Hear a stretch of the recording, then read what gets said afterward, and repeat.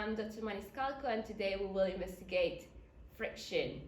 So we will start with the equipment and materials that we have available. We have a Newton meter. This is our Newton meter. Then we will have some blocks. So wooden blocks available, and wooden blocks with different surface areas. That might come handy because we will want to see how friction changes with different surface areas. This is an experiment that we could do, it's not necessarily what we will do. We'll also have a smelly shoe that is from our head of department, and we'll actually use this smelly shoe to do our experiment today, and we will use some masses. Bear in mind, these are not weights, they're masses, and we will put them inside the shoe to just increase the mass of our overall system. After that, we will have some different surface. So as you can see here, we have premium quality newest carpet, and we'll have newspaper. We'll have some sandpaper here, and we have some aluminium foil where I actually put some vegetable oil on to make the surface something different compared to the others. So it might be more slippery, it might be less slippery, we will find out. So what I want you to do now is look at this prediction.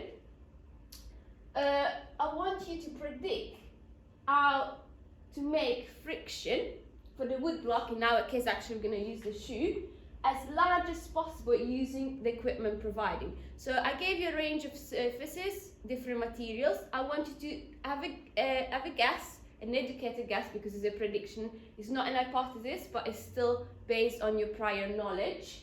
And I want you to pick the surface that you think has the highest friction, so the one that will make it more difficult for the shoe to move.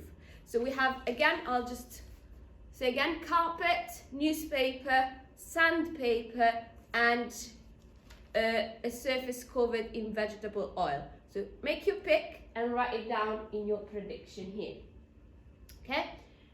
Once you've done that, we will actually go into action and we will do the practical. So before we go ahead and do the actual practical, I want you to write down what do you think is in the independent variable. So what do we change in this experiment?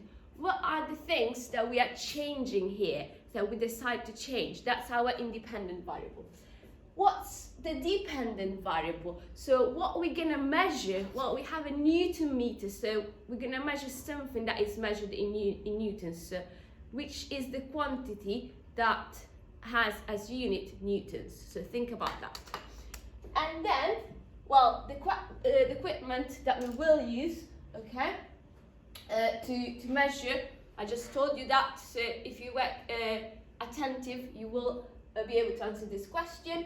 And I want you to tell me also which is the control variable. So as you can see here, I have a certain amount of masses, and I'm telling you now, make a note, I'm not going to change this amount of masses, so you do need to think about which is the control variable.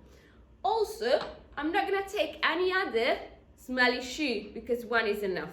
So we're not going to actually change the type of shoe when I'm going to do this practical.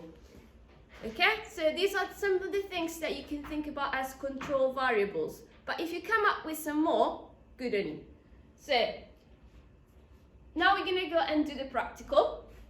And before we start, I'm going to show you the table that I kindly already fill in for you. So on this side, again, if you're not quite sure still about which is the independent variable or dependent variable, have a look at the table. We put always the independent variable in the first column and the dependent on the second column. So you can think about that. So in the first column, I have the materials, so the different type of surfaces. In the second column, now I know that you can see 4 columns here, and I'm gonna talk about why, but the second column here is the force measured in Newton, which is the one that I'm gonna measure with the Newton meter.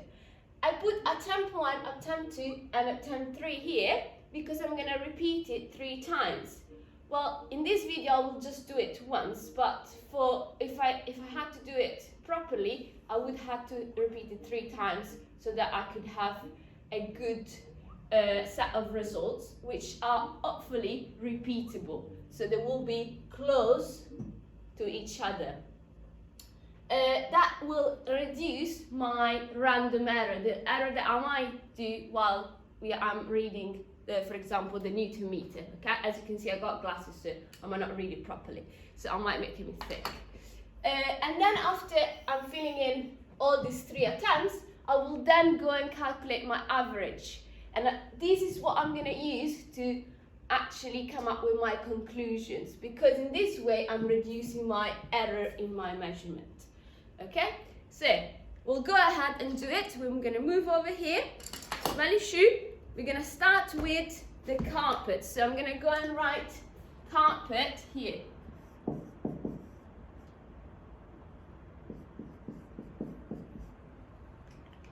Okay, right, so smelly shoe, masses. Okay, what I'm going to do, I'm going to put my smelly shoe here and I'm going to try to drag it across my surface. I'm going to hook it. The length is going to be the same for all the surfaces, so I'm going to keep that constant as well. All right, let me see. So to keep it moving, okay, until the end of the surface, with this one here, I need, let me try to read it straight ahead because that will reduce my error. It is 3 newtons. So here, I'm going to write down 3. Okay, I'm not gonna write down 3 newtons because I already have my units here. So I'm gonna just write down just my number 3. Okay. Then I'm gonna move on to my newspaper. So I'm gonna get rid of the carpet and I'm gonna move on to the newspaper. Okay. Let's see. Same shoe, same masses. Okay. Let's hook it. All right. So this, okay, until the end, keep it moving. All right, this is slightly less actually, because I'm gonna write down here paper, and I can write down that this was 2.5. Okay, so if I put 2.5, it's good practice to put 3.0 here, so we can have the same significant figures. Okay, then get rid of the paper, okay? And what we're gonna do, same smelly shoe, and I'm gonna try now to use this strip of sandpaper. What are you expecting the sandpaper to be? Is it gonna be easier, or is it gonna be more difficult to drag this shoe? Have a think. You know this already, you're clever students. Okay, so, okay, I passed already 2, I passed already 3, I'm going almost, this is quite hard, I'm going almost at the end of my scale. Look at that. It's not that easy. Okay, I can do it. Alright, so this needed 10 newtons.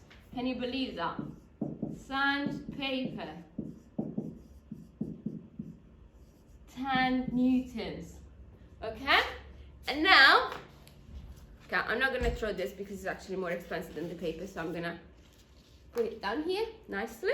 And then the last one, but not least, the vegetable oil on the aluminium foil. Same smelly shoe, because I'm actually quite keen on it. And same masses, remember. And let me see, woo! This was really easy. And I'm reading only 1 newton for this one. So veg oil surface. Okay. make sure that you actually write down vegetable oil, the old word, because otherwise your English teacher probably will tell me off. So veg oil surface is just 1 Newton, okay? As I said, I could repeat this and then take an average, okay?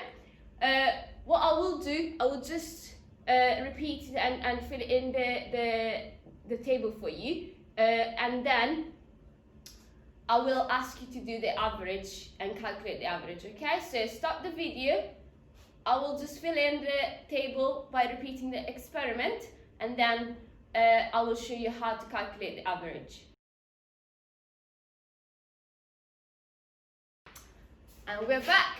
We repeated the experiment for you and we got these results, okay? So as you can see here, we had the 3 attempts and now we have to calculate an average. To calculate the average, what do you need to do? You know this, come on. You need to add these 3 together and divide it by 3 because you have 3 attempts, okay?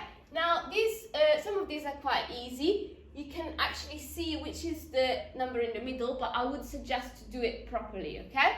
So you will have here 3.1, okay? Then here we'll get 2.6.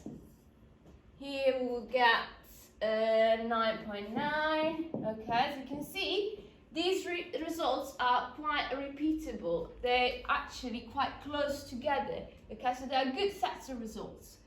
This one here, the sum of it is a bit strange because we got this 1.4 and then we have 1.0 and 1.1. So although it's quite close to those two, compared to the other sets of results, it's not as repeatable, so it's not as precise. But we can still calculate average, okay? So what would you do? You do 1.0 plus 1.1 plus 1.4 divided by 3, and then you will find the average. I'm not going to do this for you because I want you to do it. Once you have that, you will have to answer the question in your worksheet and then compare what you find out, okay? So what can you tell from this table? So your conclusion from the experiment, you need to compare your conclusion to your prediction. So what did you find out? Does that actually compare to your prediction in a positive way? So you were right when you made your prediction, or actually after doing the experiment you changed your mind about your prediction, okay? So in your conclusion I want you to write down not just what you find out, but if what you find out is in line with your prediction or contradicts your prediction. So it means it goes against your prediction, okay? If it does, no problem, that's what scientists do. They all the time make an experiment and find something new. The whole point of science is this. Okay, thank you for watching, hope you enjoyed. You can do this practical at home if you have a smelly shoe and a Newton meter. I'm Dr Maniscalco and I will see you next time for your newest science practical lessons.